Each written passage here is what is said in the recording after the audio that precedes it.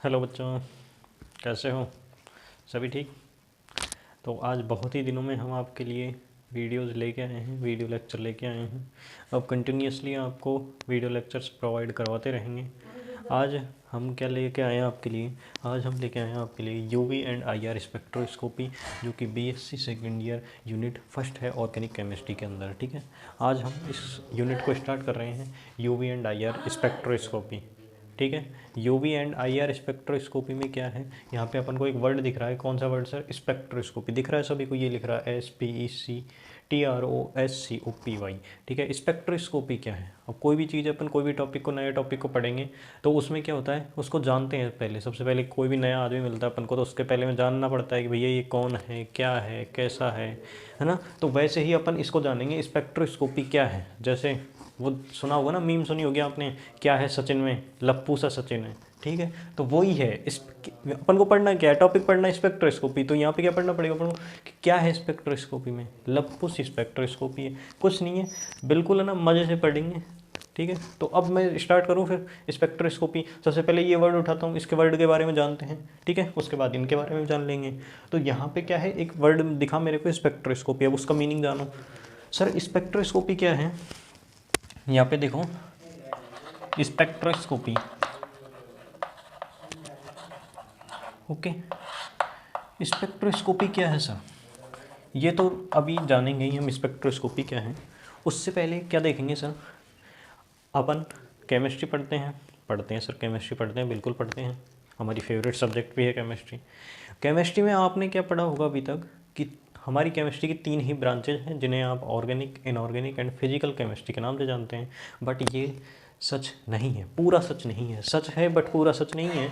जब आप मास्टर्स करेंगे, अगर केमिस्ट्री से करता है कोई, या केमिस्ट्री से अगर कोई करता है, तो वहाँ पे एक और पेपर देखने को मिलता है अपन को। कौन सा सर? स्पेक्ट्रोस्कोपी का। तो स्पेक्ट्रोस्कोपी जो होती है, केमिस्ट्री की ही एक ब्रांच है, जो क्या करती है, जो किसी भी नॉन फाइंडिंग कंपाउंड की जो अज्ञात यौगिक है, ठीक है, अज्ञात यौगिक के स्ट्रक्चर के बारे में पता करती है। ठीक है, जैसे देखिए सर, जैसे नहीं, उससे पहले कुछ चीज़ें बताता हूँ मैं आपको।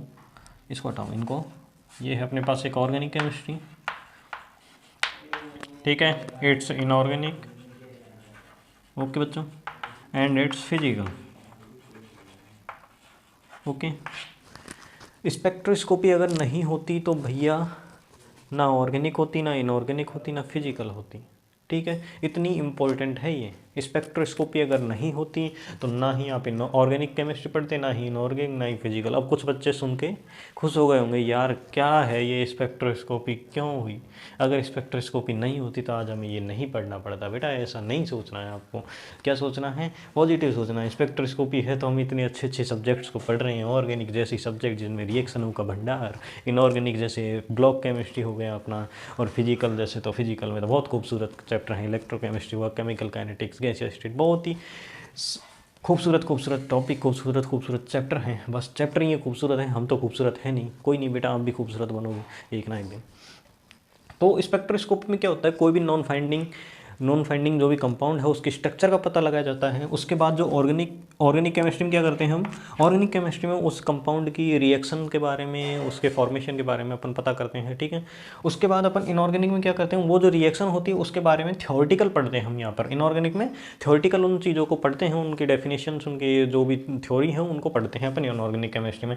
इनऑर्गेनिक केमिस्ट्री और फिजिकल केमिस्ट्री में क्या पढ़ते हैं सर हम? फिजिकल केमिस्ट्री में हम पढ़ते हैं उसका जो मैथमेटिकल प्रूफ होता है, जो मैथमेटिकल चीज़ें होती हैं वो हम फिजिकल केमिस्ट्री में जाके पढ़ते हैं। तो ये होता है, अगर स्पेक्ट्रोस्कोपी ना होती तो ये तीनों ना होते, क्योंकि कोई कंपाउंड की वो ही नहीं होती, खोज ही नहीं होती, और कंपाउंड की खोज नहीं होगी तो उसकी रिएक्शन कहाँ से देखोगे, और उसकी रिएक्शन नहीं होगी तो फिर उसकी थ्योरी कहाँ से देखोगे आप? ठीक है, और उसकी थ्योरी नहीं है तो फिर आप मैथमेटिकल प्रूफ कहाँ से देखोगे? तो ये एक स्पेक्ट्रोस्कोपी जो आपको आज से पहले शायद नहीं पता होगा। तो spectroscopy is a branch of chemistry, जो कि एक मेन ब्रांच है। यही एक मेन ब्रांच है, अगर ये नहीं होती तो ये तीनों भी नहीं होती। ठीक है, ये तीन क्यों हैं? क्योंकि स्पेक्ट्रोस्कोपी है। स्पेक्ट्रोस्कोपी से हम नए नए कंपाउंड्स की जो स्ट्रक्चर होती है उनको ज्ञात करते हैं, और इनके द्वारा इनका ऑर्गेनिक रिएक्शन देखते हैं, और इनऑर्गेनिक में थ्योरी, और फिजिकल में मैथमेटिकल प्रूफ देखते हैं। ये पता लग गया आपको सर? अब मैं सर, अगर सर मेरे को तो इसकी डेफिनेशन चाहिए सर, स्पेक्ट्रोस्कोपी की डेफिनेशन चाहिए। बिल्कुल बेटा, डेफिनेशन भी देंगे आपको। तो एक बार मैं इसको रफ कर देता हूँ, स्पेक्ट्रोस्कोपी की अपन डेफिनेशन भी देख लेंगे। सर आपने बता दिया हमको कि स्पेक्ट्रोस्कोपी के द्वारा हम अज्ञात यौगिक, कोई भी अज्ञात यौगिक है नॉन फाइंडिंग जिससे को फाइंड नहीं किया गया है, उसकी स्ट्रक्चर के बारे में पता लगाया जाता है। ये बताया मैंने आपको, बिल्कुल सर यही बताया था मैंने। लेकिन कैसे करते हैं सर, कैसे फाइंड आउट करते हैं, कैसे स्ट्रक्चर का पता लगाया जाता है, उसे कैसे पता लगाया जाता है सर, उनका पता लगाया जाता है स्पेक्ट्रम के द्वारा। इस प्रकार आपने मूवीज़ देखी हैं, मूवीज़ में वो सीन आता है ना, जब वो कोई भी हीरो है या हीरोइन है अंदर एडमिट होती है, किसमें, आईसीयू में, तो वहाँ पे कुछ इस प्रकार के कंप्यूटर आपने देखे होंगे जिनमें कुछ इस प्रकार के ग्राफ चल रहे होंगे, ठीक है, कुछ इस प्रकार के ग्राफ आपने देखे होंगे। वहाँ पे देखे या नहीं देखे, बिल्कुल देखे हैं सर, मूवी तो देखते हैं और देखते भी क्या है, लेक्चर तो हम बहुत कम देखते हैं, बट अब देखने लग जाओगे क्योंकि हम यहाँ पे मूवी का ही काम कर रहे हैं, मूवी बना रहे हैं, ठीक है। तो ये क्या हो गया, स्पेक्ट्रोस्कोप में कैसे पता लगाया जाता है सर, हम देखते हैं सर स्पेक्ट्रम, ये क्या है सर, इट्स कॉल्ड स्पेक्ट्रम, ठीक है। हम क्या करते हैं, कोई भी अज्ञात यौगिक है, अज्ञात यौगिक का हम क्या करते हैं, स्पेक्ट्रम फाइंड आउट करते हैं। पहले स्पेक्ट्रम का पता करते हैं, फिर उसका एनालिसिस करते हैं। उस स्पेक्ट्रम का एनालिसिस करने के पश्चात हम क्या करते हैं, उसकी स्ट्रक्चर को प्रेडिक्ट करते हैं, स्ट्रक्चर का पता करते हैं, ठीक है। स्ट्रक्चर के बारे में पता करते हैं। कैसे करते हैं सर, सबसे पहले कोई भी नॉन फाइंडिंग कंपाउंड लेंगे, नॉन फाइंडिंग कंपाउंड का हम स्पेक्ट्रम प्राप्त करेंगे और उस स्पेक्ट्रम के द्वारा ही हम उसकी स्ट्रक्चर को पता कर पाते हैं, स्ट्रक्चर के बारे में पता कर पाते हैं। स्पेक्ट्रोस्कोपी, यही स्पेक्ट्रोस्कोपी है, बस और कुछ नहीं है। समझ आया? ये जो मैं बोल रहा हूँ उसको ध्यान से सुन लीजिए, बस आप, सही बता रहा हूँ। नोट्स कुछ नहीं है। अब ऐसा नहीं कि मैं यहाँ पे डेफिनेशन लिखूँगा, अगर आप चाहेंगे कि हमको चाहिए नोट्स तो आपको नोट्स प्रोवाइड करवा दिए जाएंगे, अन्यथा जो मैं बोल रहा हूँ उसको ही आप ऐसे के ऐसे लिख देंगे तो गारंटेड है कोई नंबर नहीं काटने वाला है इसमें, क्योंकि लैंग्वेज मैटर नहीं करती। आप कौन क्या चीज़ें क्या डिलीवर कर रहे हो, क्या चीज़ें कौन सा क्या मैटर, आपके मैटर में दम है या मैटर में दम नहीं है, तो वो दम मैटर करता है, ठीक है। और दम हमारे मैटर में 100% है। विदाउट दम तो हम कोई भी चीज़ नहीं करते। दम हम में भी है और हमारे पढ़ाए हुए टॉपिक में भी है, ठीक है। तो स्पेक्ट्रोस्कोपी हो गया सर। किसके द्वारा स्ट्रक्चर कैसे पता लगाई जाती है सर, स्पेक्ट्रम के द्वारा। जो नॉन फाइंडिंग कंपाउंड होगा उसकी स्पेक्ट्रम प्राप्त करेंगे और स्पेक्ट्रम के एनालिसिस से हम स्ट्रक्चर के बारे में पता करते हैं। यही क्या है सर, स्पेक्ट्रोस्कोपी है, ठीक है। अब इसके बाद इसमें एक वर्ड यूज हुआ है सर अभी, क्या है सर, स्पेक्ट्रम। अब सर ये स्पेक्ट्रम क्या है सर, मूड ख़राब हो गया हमारा, ठीक है। आपने स्पेक्ट्रोस्कोपी समझा दी, अब ये स्पेक्ट्रम क्या आया सर, बिल्कुल बेटा इसको भी समझाएंगे। स्पेक्ट्रम क्या होता है, पहले इसको रख कर दूँ मैं, ठीक है जी। अब सर देखिए सर, स्पेक्ट्रोस्कोपी तो समझा दिया आपने हमें, बट ये नई बीमारी आ गई सर। क्या, कौन सी, मिटा दी बीमारी में तो मैंने, तो बीमारी को फिर से लिख देते हैं एक बार। स्पेक्ट्रम दिख रहा है ना बोर्ड पे, सारा कुछ दिखता रहना चाहिए और मेरी आवाज़ बिल्कुल क्लियर आ रही होगी आपको, क्योंकि आजकल हमने माइक भी यूज़ करना स्टार्ट कर दिया है, ठीक है। तो अब क्या देख रहे हैं सर हम, स्पेक्ट्रम क्या होता है सर। ये बड़ी बड़ी चीज़ें, बड़े बड़े शब्द समझ ही नहीं आते सर। बेटा कोई दिक्कत नहीं, अब आप जुड़े हो हमारे साथ तो हमारी एक रिस्पॉन्सिबिलिटी बनती है कि आपको समझाना, वो तो समझा के रहेंगे, ठीक है। तो देखते रहिए और मुस्कुराते रहिए और स्पेक्ट्रम को पढ़ते रहिए। सर स्पेक्ट्रम क्या है, जब वाइट लाइट होती है ना, श्वेत प्रकाश, नहीं समझे सर, अरे बेटा नहीं समझे, कोई दिक्कत नहीं, हम समझा। वाइट लाइट, सूर्य का प्रकाश, उसे वाइट लाइट बोलते हैं, ठीक है। वाइट लाइट को जब आप प्रिज्म पे डालते हो ना, तो वो अपने रंगों में क्या हो जाती है, विभाजित हो जाती है, ठीक है। और उसी को अपन क्या बोलते हैं सर, स्पेक्ट्रम बोलते हैं। छोटी सी बात है, नन्ही सी, और वो नन्ही सी बात आपको समझ आ गई होगी। जब वाइट लाइट को आप किसी प्रिज्म से गुजारते हो तो वो अपने रंगों में विभाजित हो जाता है और उसी को हम क्या बोलते हैं सर, क्या बोलते हैं, स्पेक्ट्रम, ठीक है। ये अभी मैं आज क्या है कि इंट्रो पार्ट ले रहा हूँ, नेक्स्ट में आपसे वो मैं जो यहाँ इसमें से जो इस यूनिट में से जो भी क्वेश्चंस पूछे जाते हैं, Lambert law, the Lambert bears law, वो सारे के सारे आपको कवर कराए जाएंगे। लेकिन आज क्या है, ओनली फॉर इंट्रोडक्शन पार्ट है। स्पेक्ट्रोस्कोपी क्या है, स्पेक्ट्रोस्कोपी के बारे में अपन जान रहे हैं आज नॉर्मली, ठीक है। तो ये चीज़ें क्या हो गई, स्पेक्ट्रम के बारे में आपको पता लग गया सर।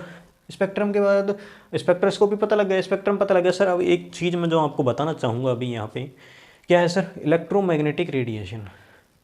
सर हिंदी में अगर बोलूँ मैं इसको तो विद्युत चुंबकीय विकिरण बोलेंगे सर, ठीक है। विद्युत चुंबकीय विकिरण, इलेक्ट्रोमैग्नेटिक रेडिएशन। सर देखो मैंने स्पेक्ट्रम की डेफिनेशन लिखी नहीं है, बट बोल दी है, अगर आप लिखना चाहो तो लिख सकते हो, ठीक है। देखो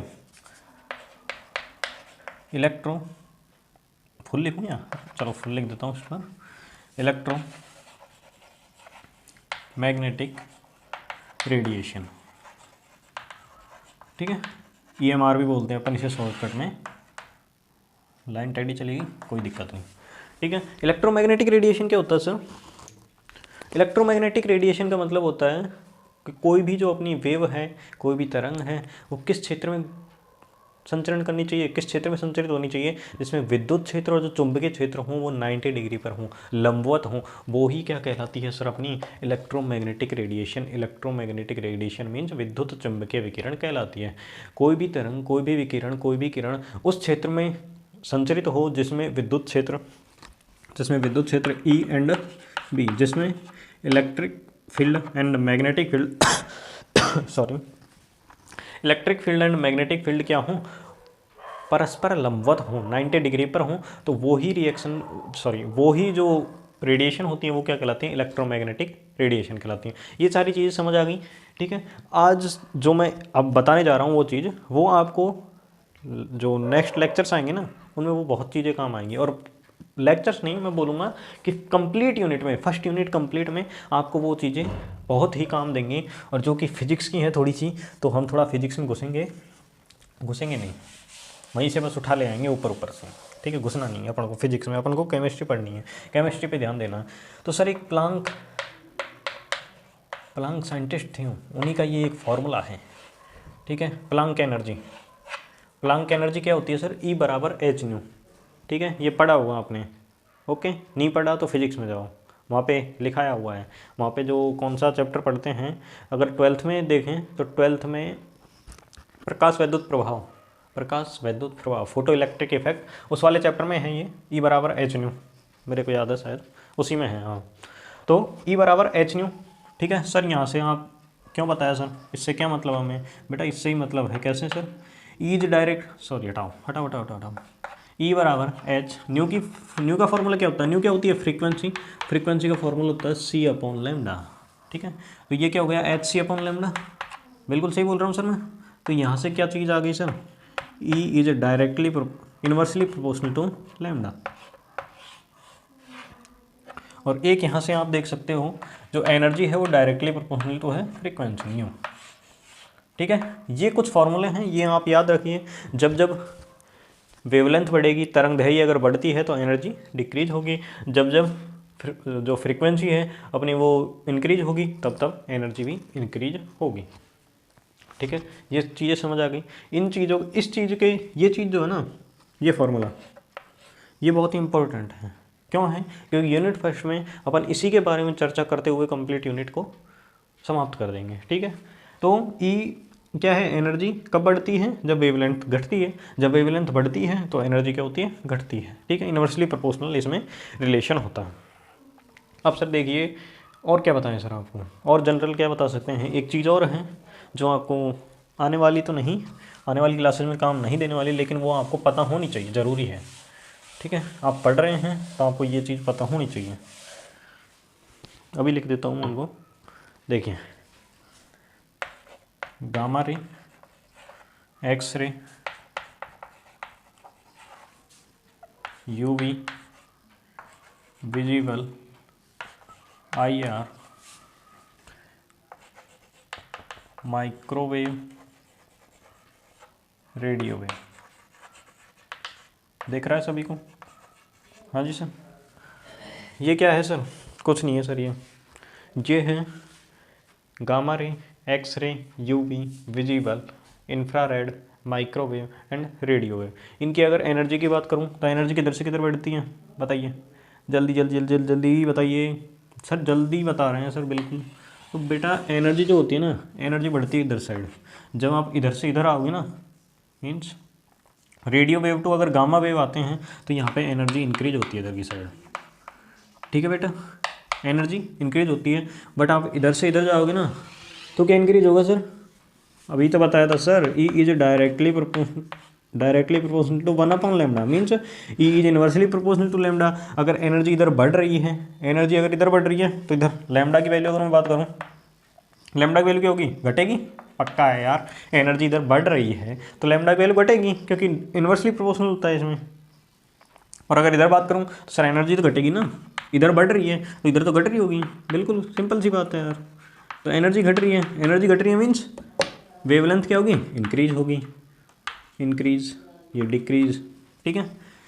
एनर्जी क्या होगी, डिक्रीज होगी, और जो वेवलेंथ है वो इंक्रीज होगी जब अपन gamma ray to radio wave जाएंगे, ठीक है। ये सारी चीज़ें आज इस लेक्चर में आपको एक ओवरव्यू दिया है मैंने, एक जो बेस तैयार होता है ना वो बेस तैयार किया है। नेक्स्ट वीडियो लेक्चर में जो भी लेक्चर्स आएंगे उनका क्या होगा, वहाँ से आपको एग्जाम्स में राजस्थान यूनिवर्सिटी और भी आपके अगर अदर यूनिवर्सिटी हैं तो जो क्वेश्चंस आते हैं ना वो इस लेक्चर से नहीं आएंगे। इस लेक्चर से अगर क्वेश्चन मिलना होगा ना तो ये क्वेश्चन जरूर मिल सकता है, ये मिल सकता है कि आप एनर्जी का ऑर्डर बताइए, इनमें वेवलेंथ का ऑर्डर बताइए, ये क्वेश्चन आ सकता है, नहीं तो अदरवाइज कोई क्वेश्चन यहाँ से नहीं मिलेगा। लेकिन एक बेस होता है ना, अगर आपको बेस आएगा तो आप आगे अच्छे से कर पाएंगे, वही बात है, ठीक है। अब बताइए स्पेक्ट्रोस्कोपी में कोई प्रॉब्लम, बिल्कुल प्रॉब्लम नहीं होनी चाहिए, अगर है तो कमेंट सेक्शन में कमेंट करो ताबड़तोड़, और हम ताबड़तोड़ जवाब देने में बिल्कुल तैयार ही हैं। यहाँ पे आपको दिख रहा है, बिल्कुल तैयार है बेटा, है ना। तो आज के वीडियो लेक्चर में बस इतना ही, मिलते हैं नेक्स्ट वीडियो लेक्चर में, तब तक के लिए ओके बाय, ठीक है। टेक केयर, ध्यान रखें अपना, सर्दी बढ़ रही है तो एक बात बोलना चाहूँगा कि ध्यान रखना अपना, क्योंकि सर्दियाँ बढ़ रही हैं, क्या है कि आंसू पहुँचने वाले मिल जाते हैं बट नाक पहुँचने वाले नहीं मिलते यार, इसलिए अपना ध्यान स्वयं रखें, मफलर टोपा वोपा जो भी है वो पहने रखें। तो बाय सभी के लिए, धन्यवाद।